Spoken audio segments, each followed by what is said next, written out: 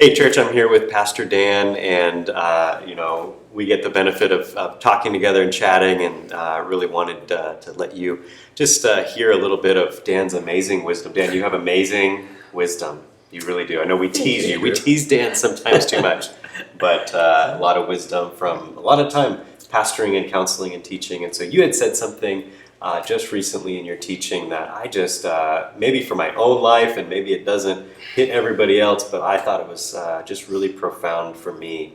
You had said, do we want, when we're in difficulty, do we want God more than we want just a fix to or an end to our problems? It was quick, and so can you explain to me a little more what you mean, or expound on that a little bit? Yeah, that's really the question of life, isn't it? I mean, we come to ourselves, and a lot of times we think we want out of a situation. Who doesn't? Yeah. And even we read in the Psalms, the language is full of this. There's some kind of an enemy that's lurking, and the psalmist wants the enemy gone, and he wants God to take care of and rectify the situation.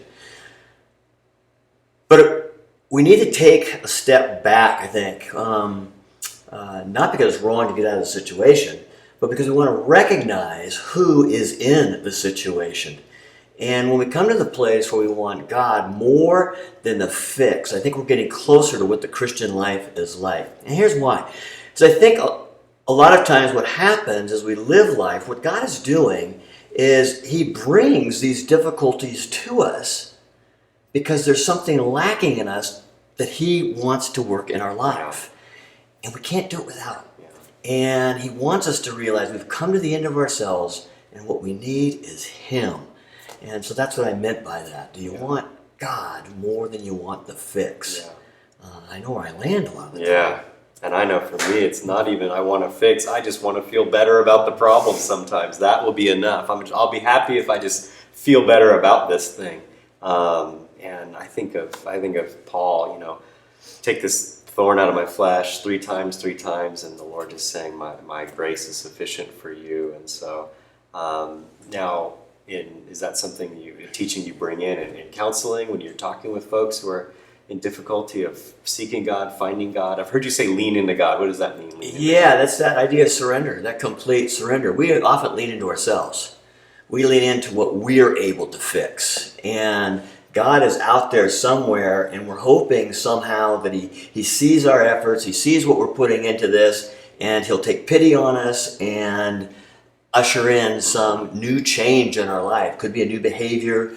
It could be a change in circumstances. It can be all kinds of different things that really have nothing to do with the presence of God in my life. Those are just the means by which God brings us to that place. And I do love how Paul says that, right? 3 times. And God, your grace is sufficient. Boy, if we could live by that. And so in counseling or wherever we're at in pastoral care, what we find is that's where we have to come to. Are you going to be okay with God in your life regardless of what happens? Because it doesn't always work out to our hopefulness, does it? I mean, everything doesn't always get fixed. And maybe God is doing something else that I never saw coming, and if I had got that fix, that thing, I wouldn't be where I am now. And that's hard to take when you're in it. That's hard to take when you're in it. But looking back, we see His faithfulness, I think. So, yeah. So that's why, as pastors, sometimes we give advice that sounds like not advice, but it's actually because we really do believe that the Lord has a story to write in your life and in our lives as well. We suffer too.